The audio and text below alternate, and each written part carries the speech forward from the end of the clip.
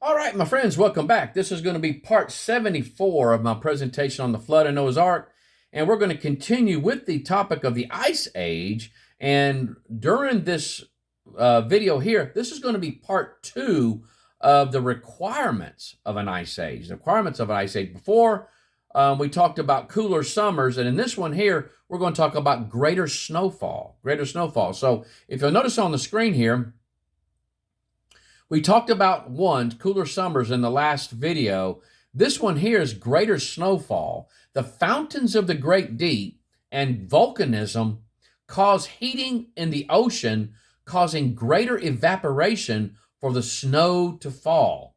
And now when we talk about the fountains of the great deep, the Bible talks about how the fountains of the great deep broke open. Not all the water, guys, that flooded this planet came from rain. Not all of it. Very small portion of it. Most of it came from underneath the earth. Now this right here, now we're going to talk about more about the fountains of the great deep later.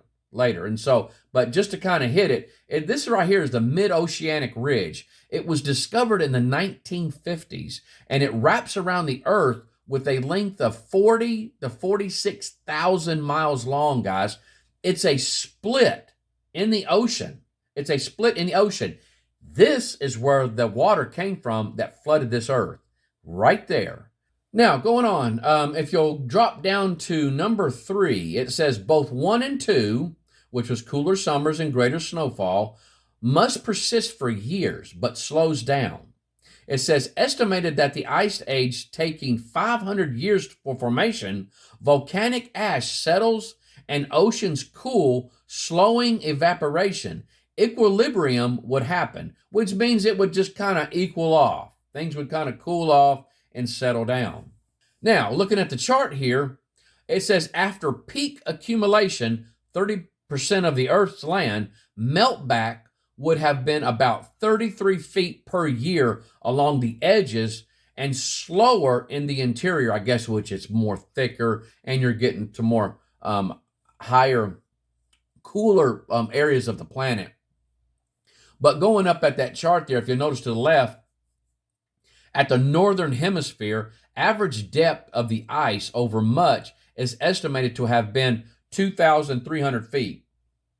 And then you got the equator there, and dropping down in the southern hemisphere, average depth of the ice, mostly being in Antarctica, is estimated to have been 3,900 feet. If you'll notice the areas like Himalayas, the peninsular India, they talked about that, Madagascar, and then they talked about that area in the southern part of Africa that showed glaciation. And what I did is I just took liberty to make some lines there to kind of portion out that area of Africa where that's supposed to be at. And so all of the southern tip of Africa is what they're talking about. And then you got Argentina, which that already showed it there. And then southern Brazil up to 10 degrees of the equator.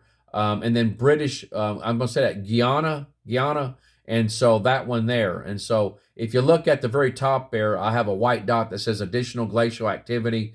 And that came from earth in upheaval. And so the white dots there. And then also he talked about the Himalayas. I just drew it out where the Himalayas are. And of course, that big area in India. And so, but other than that, these are these areas here, guys. And so that showed that some glaciation happened. It showed that there was some evidence that that the ice age, or the portions of the glacial activity, happened. It came up in areas that they thought it didn't. So this map here that I got doesn't show these areas that I added on here. It doesn't show it. And so, but I just thought it was some of the areas that I found out about in Earth in Upheaval. They do mention it, researchers and stuff. So I thought I would throw it your way and let you, do with it as you please. I'll tell you what, guys, let's go ahead and take another topic. I'm moving along pretty good here. Let's talk about the muck. The muck. This is going to be in Tanana Valley and surrounding valleys in Alaska. If you notice that red dot there, that's Fairbanks, Alaska. And let's take a look at this. I'm moving along pretty good, so I think we can knock this out, and I think we'll end it with this one, this last topic here. Now, the muck is a dark soil containing decomposed animal and vegetable matter. Decomposed animal and vegetable matter. So you know that's got to smell good. It says here, wide cuts, often several miles in length, and sometimes as much as 140 feet deep, are now being sluiced out along stream valleys tributary in the Tanana and the Fairbanks district. In order to reach gold-bearing gravel beds and overburden of frozen silt or muck, which contain enormous numbers of frozen bones of extinct animals such as the mammoth, mastodon, super bison, and horse. Now, this is not present day information right here. This right here was taken from Earth in Upheaval by Emmanuel Velikovsky. And so this is not going on right now. So when you guys hear, oh my goodness, there's gold up there, I'm going, this is not present day happening. This is some old information. And so, but the idea, guys, is I want you guys to get the idea of what's going on with that muck, what they found in it. And so these are some, give you some visual aids on what the mastodon looked like and the woolly mammoth. You got the American mastodon and the woolly mammoth, and then you got that bison. Now, they called it a super bison. I am thinking, guys, if my memory serves me correctly, it's that one on the right. And some of you might be saying, well, duh. But I honest to God, I really think that is it. It seems like that super bison was literally about twice the size of the bison that we have today. And so I'm thinking that right there is it. That's the reason I put it in there. But going on, it goes on. And this right here was also in Earth in Upheaval. This F. Rainey of the University of Alaska made this comment about the muck. These animals perished in rather recent times. Present estimates place their extinction at the end of the Ice Age or in early post-glacial end of Ice Age times. Now, this is a uniformitarian view or an evolutionist view. There's nothing in there that I read that this person here has any type of belief in the Bible or the timeline of the biblical worldview. It says the soil of Alaska covered their bodies together with those of animals of species still surviving. And then this right here, guys, I want you guys to really note this. Under what conditions did this great slaughter take place?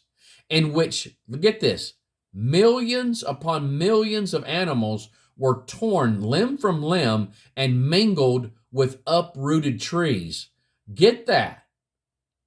That sounds more of a catastrophic nature, which you're going to see that them state that here. Although the formation of the deposits of the muck is not clear, there is ample evidence that at least portions of this material were deposited under catastrophic conditions. Mammal remains are, for the most part, dismembered and disarticulated. Now, that disarticulated means that their bones weren't put together.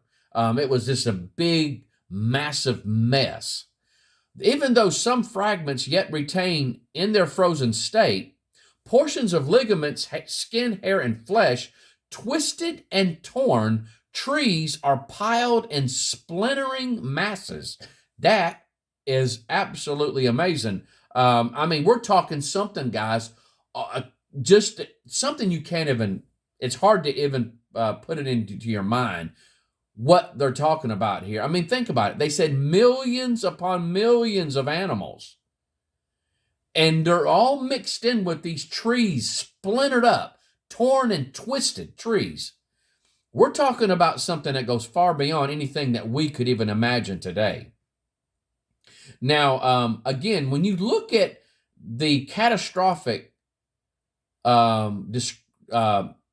description that they're talking about, I can see how, guys, some Bible believers, creationists, would put this happening around the beginning of the flood. And so I will say, I can see it. I can see it.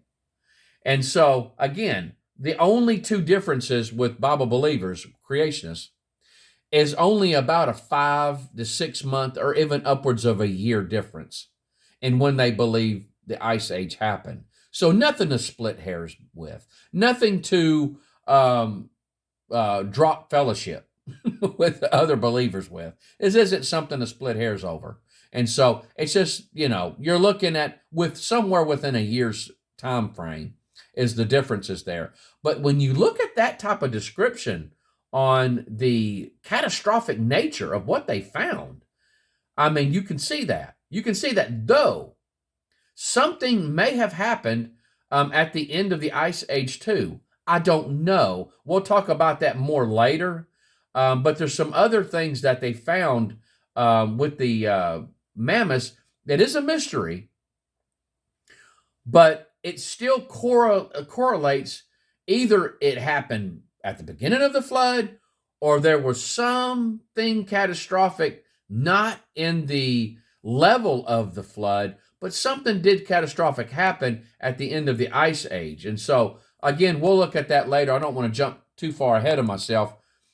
It says here, at least 4 considerable layers of volcanic ash may be traced in these deposits, although they are extremely warped and distorted.